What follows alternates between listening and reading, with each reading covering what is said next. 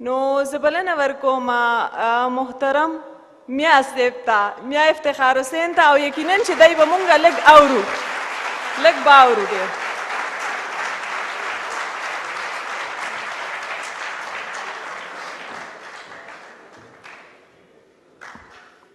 زه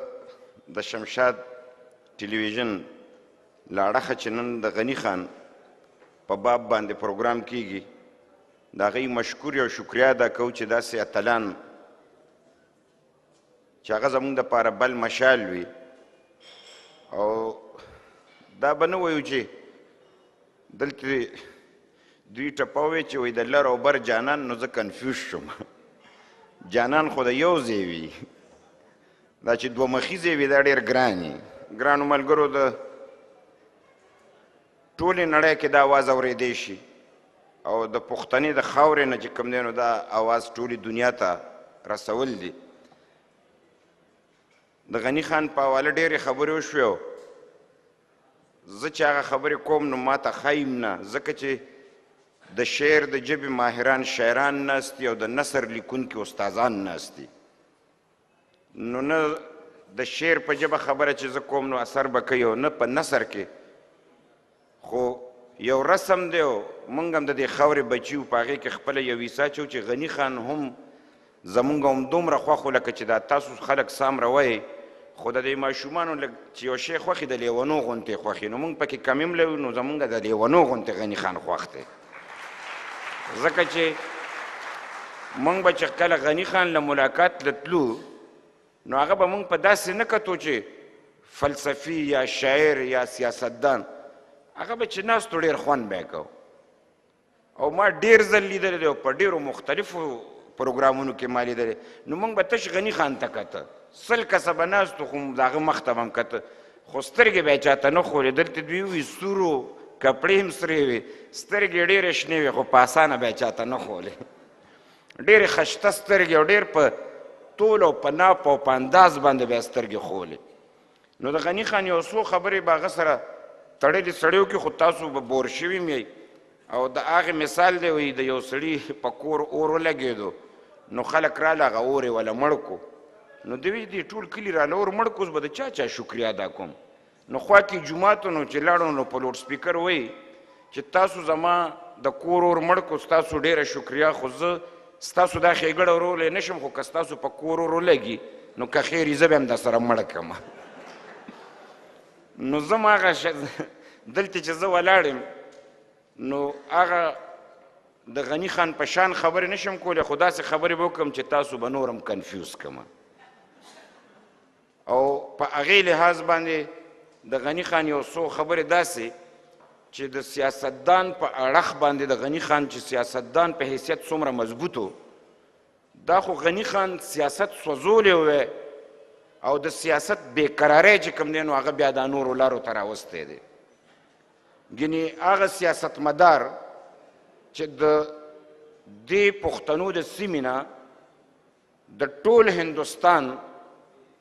د قانون ساز اسمبلی ممبر دپاره چې کوم دی نو د دې ځینې غني خان منتخب شوی.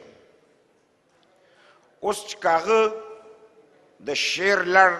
لټولې ده نو ځکه یې لټولې ده چې هغه بړاس په هغه شکل کې په سیاست کې نه شوخ کې، ځکه یې نه شوخ کې چې د باچا خان سوچ او فکر هغه تړلی و، هغه غوښتل بل څه او باچا خان تړلی بل رنګ یو. لحاظ هغه د خپل شعر په ژبه چې کوم دی د زړه اوازونه خلکو ته ښولي او د نمونو په شکل کې چې کوم دی لکه مجسمې جوړول او دغه رنګ چې کوم دی نو مجسمې او بیا ورسره چې کوم دی سکیچز او دا ټول. نو یو ورځ غني خان بیمار و، باچا خان والا تپوس لرالو. د غني خان مونږ خپل دا خیال و چې غني خان چې په ادب کې به څنګه وي، د باچا خان یې دومره عزت کو چې تصور نه شو کېدی. نو چې باچا خان ورته څه وی ده ورته وی ښه. نو هغه ورته چې غني تا خو دا زما قوم په چاربیتو باندې تباه و برباد کو، چې ته نثر ولیکه. هغه ورځو کې سرداري ټکر د نظمونه ډېر ویلي نو په هغه حساب باندې نو دی ورته یې خجي نو چې باچا خان ووتو نو غني خان وایي چې باچا خان څه زورور سړی دی وایي که د ده غوندې کتاب لیکلي خو په ګنټه کې زه شل لیکم او خو بس خو ویو بس لیکه زه خو د مزغو نه چوړ لیکم ما خو سوځئ زه خو ډېر څو لیکم او زه یم دا زما د معیار برابر نه دی زه یې ګزار کړم نو زه خو نه پوهېږم چې ما که ډېر لیک کړی م دی نو سوځولی مې م دی او ضایع کړی مې م دی او د هغې په بابت کې ولی خان چونکې د غني خان دا شاعري م ورته ټوله یاده وه او په لومبي ځل چې کاتبانو لیکلی نو غني خان شاعري ولی خان په کاتب باندې لیکلی ده او چې کاتب یې راوستو نو د غني خان چته د سګرټ په ډبي او چته چې کوم دی نو په یو ځای کې او چته په بل ځای کې راغونډه کړې ده نو کاتب چې لیکل کول نو ورسره بیا 2 رکعته نفل کول نو ولی خان ورته یې سړیه دا لیکل وکړه ته څه په بار بار مونځونه کوې نو وایي غني خان سکوټ کوپر لیکلی دی نو اول د خدای نه معافي غواړم او بیا یې لیکل کړو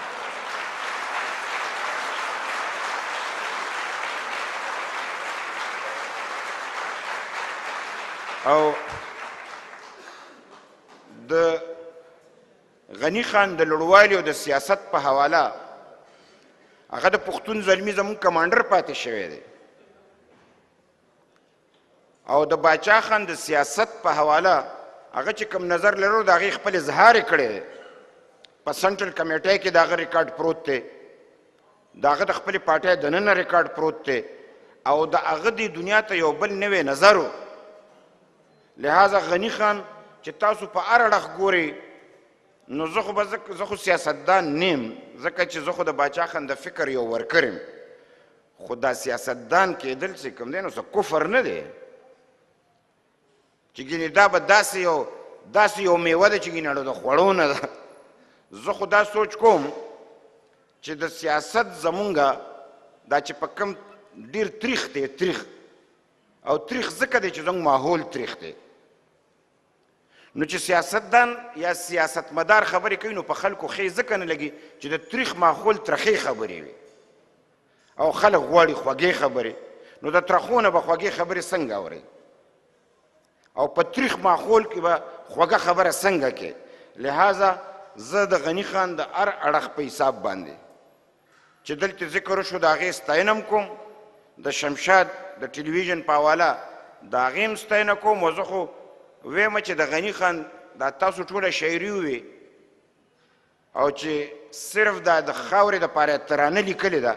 نو دا د ټولو شاعرانو شاعري یو خو د غني خان دا یو ترانه چې کوم دی نو دا په بل خوا ځکه چې دلته مختلف ترانې مونږ اورو خو چې د غني خان ترانه اوري د سړي پې زړه یخېږي د وطن سره د مینه م پسې واقعېږي او د ازادۍ او د غلامۍ په تفاوت باندې م سړی پوهېږي نو زه به خپله خبره په دې باندې راغونډه کړم چې ډېرې خبرې او سر یو ما یو 2-3 ما د خو د کاغذ نه ویلی نه شم او ما د غني خان به هغه یو شعر وي تاسو یو 20 ځلو وي چې که خازې شنې مې په قبر وي ولاړې دا به مونږ د سټوډنټ لایف نه وي نو یو 2 راله چې کوم دی نو دوی په دې موبایل کې فوټوان وکړه چې وایي د دې نه وی یو یې په باچا خان لیکلی دی یو یې په ولی خان باندې نو زه هغه هم نشم ویلی ځکه چې د دې نه ویم نو هغه رنګ خوند به تاسو له در نه کي او شاعري به هم ډېره تاسو کړي خو باچا خان او د ولی خان سره د هغه عقیدت دا چې مونږ څومره خبرې اورو د غني خان خپل یو سوچ او فکر ځان له او د خپلې خاورې سره عقیدت ځان له او بیا چې کوم دی نو د باچا خان سره عقیدت ځان له او د ولی خان سره د عقیدت د نظم کې که تاسو وکتل نو هغه بار بار دا خبره کوي چې زه خو په تا فخر کوم زما کشرې خو نن مشرې او ته د باچا خان د پټکي د ول ګلابې او د دې پښتنو د ګران لارې مشالې او په هغې انداز کې ورته وایي چې که چېرته درته ضرورت وي نو ما ته حکم وکړه زم ستا د کافرې یو سپیم چې د پښتنو دا کشالې په شریکه باندې حل لہذا مینه او محبت زه خو خپل ځاني دی ملګرو ته کله کله ویم مونږ کې مینه شته نو مونږ به د چا په مینه څه پوه شو ځکه چې دلته وویلی شو چې د رومان شاعري کوئ نو هغه په غني خان باندې نو واقعي چې غني خان ډېر مینه ناک سړی او چې خدای ته سړی جانان وي د دې نه به غټه مینه څه وي خو زه به خپل نظر ورته ګورم که شاعري کړې ده که د مذهب په حواله خبره کړې ده که د خدای خبره کړې ده که د خاورې خبره کړې ده انفرادیت پکې ضرور شته خو د دې خاورې د ښېګړې خبره کړې ده او د انسانیت د ښېګړې خبره کړې ده نو زه به دا ووایم چې هغه د دې مظلوم قومونو او د دې وطن د خاورې د آبادۍ او د ازادۍ ترجمانو چې په هر اړخ وي که په شاعرۍ وي او که په ادب وي او که هغه ته په مجسمه سازۍ باندې وي او زه خو د نثر صرف د یو پټان په حواله باندې چې کوم دی نو یو کتاب یې لیکلی دی د غني خان ډېر نثر نه زه خبر نیم خو تاسو که هغه وګورئ نو هغې کې چې هغه د پښتون کم اشارې کړي دي او بیا د پښتون دپاره هغه چې کوم لفظ استعمال کړی دی چې وایي که د دنیا هر څه لکه چې تاسو یو شعر دی چې وایي د جنت بشم ستون که کنزل پکې واورم د پښتون پښتوم نه یادوي کنزل د پښتنو یادوي لکه بیخي خالص مخلص لکه سکوټ نو زه ګرانو ملګرو خپل ځانیم د غني خان په یو څو هغه خلکو کې یم چې زما ډېر خوښ دی ډېر خوشحال شوم چې ما دلته ډېر پوه ملګري واورېده او ډېر ښه ملګري مې واورېده غني خان به یو خبره کوله د هغه په بابت کې زه د کشرانو ته چونکې دا ریکارډینګ کېږي خو زه به په طریقه داسې خبره کوم خلکو به وی چې غني خان لکه چې قدرت قوت یا خالق دا نه مني او چې په اخیری کې خبره کوله خلکو یې کمزوری شو ځکه چې کوم دی اوس داسې خبره کوي غني خان به وی چې دا څنګه ممکن ده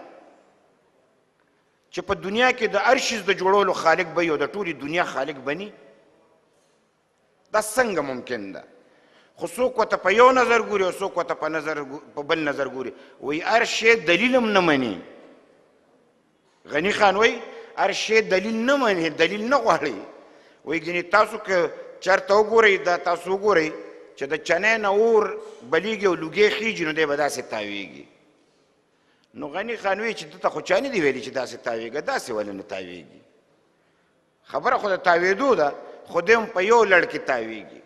وایي چې د کدو او د انګور زیلی پرېږدئ نو دی په خپله خوښه چې تاویږي نو داسې به تاویږي چې ته یې کټ کښېنه او داسې نه تاویږي نو داسې د خدای ذات چې کوم دی دلیل نه غواړي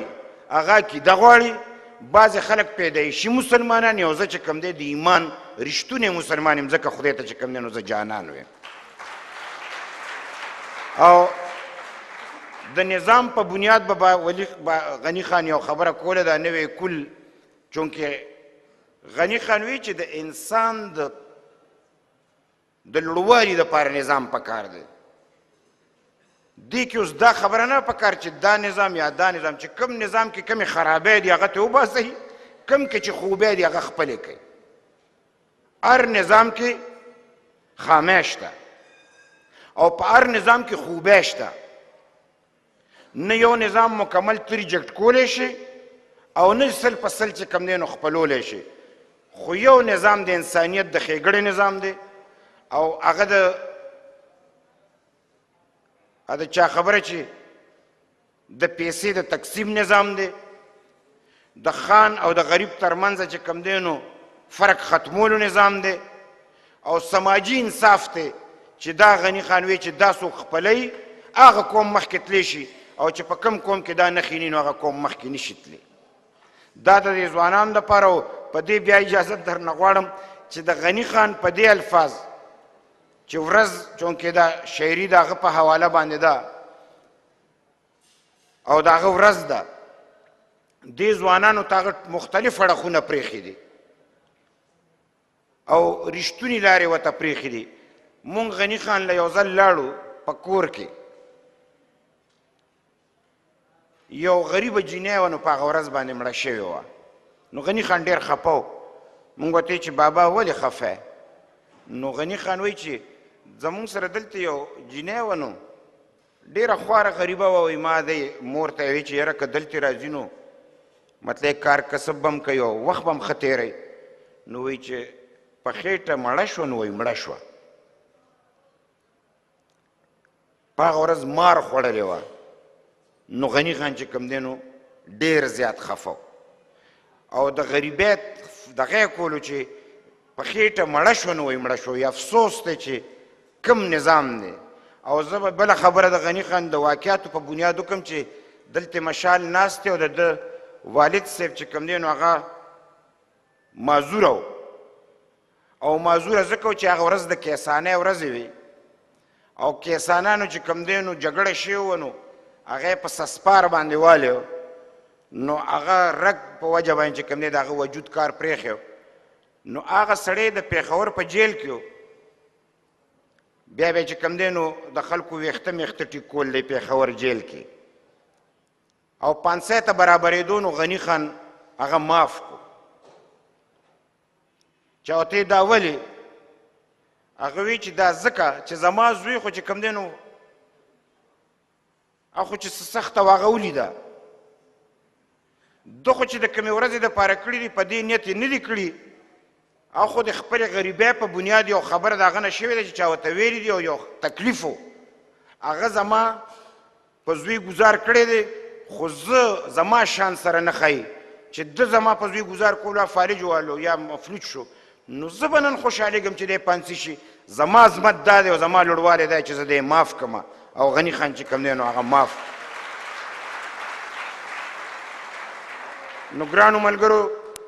مونږ په دې سیاست کې ډېرې سختې ولیدې خو د باچا خان د فکر د ولی خان د فکر د غني خان د فکر او د خپلو ټولو سیاستمدارانو د سوچ او د فکر مطابق دا یو شعر ویم او تاسو نه اجازت غواړم ټول پښتانه به ما سره دا لوس کوئ چې د وطن دپاره خو به یو یو او زما دې خلکو ته دا کیمرې مخامخ کوي چې مونږ دې خلکو ته دا آواز ورسو چې د جبر خلاف مونږ ټول یو یو د سیاست نه بالاتر تاسو ټول د خلاف یو یی. د غني خان د سوچ او فکر مطابق د حالاتو د دې مقابله به کوئ. لاس خو اوچت کړئ چې څوک به ایمان تیری. شا شاته وګورئ که چا کې فرق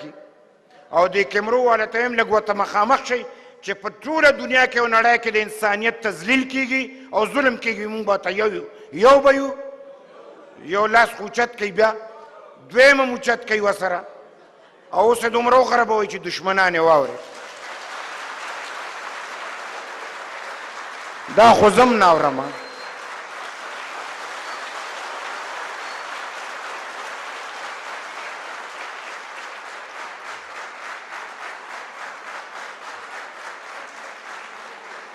اوس به د دې ټلویزیون دپاره یو دوه خوږې خبرې وکړم دی خو به بیا یې ډټ کوي. دا چا پکې لاس داسې کو چا داسې کو خدای پاک ته داسې او داسې یو رنګ دی. اوس دې خوړلی دی دې ته لوز وی قسم وی کم سے کم د دې نه خو به نه وړئ. دا یو نیم پکې بیخي نه اوچتولو نو په غوړ منګي خو هسې مباسر نه کوي. او د پښتنو متل دی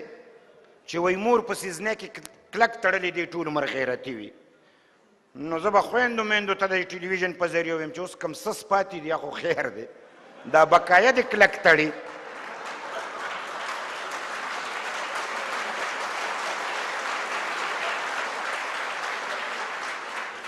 زه ښه ده چې تاسو زما په خبره باندې پوه شوئ ما یې پوه نه. زه په دې یو څو ماتو ګډو الفاظو اجازت غواړم د شمشاد ټلویزیون د زړه د کومې نه شکریا ادا کوم او د دومره ښه محفل چې دا به ټوله دنیا ګوري د هغې په وساطت شعر ویم او بیا اجازت غواړم ټول به ما سره په دې جذبه کې شریک وي. وایي زه یم پښتون زما په سر شمله کږه وتړئ. زه یم پښتون زما په سر شمله کږه وتړئ. پس له مرګه چې مې زه نه په خاصه وتړئ. دا مې د پلار نیکه یادګار دی چې ژوندی پاتې شي. خازې د قبر ته مې توره او نیزه وتړئ. که په ژوندون مې پوره نه شو دا ارمان دی زما د انقلاب جنډه زما په جنازه وتړئ.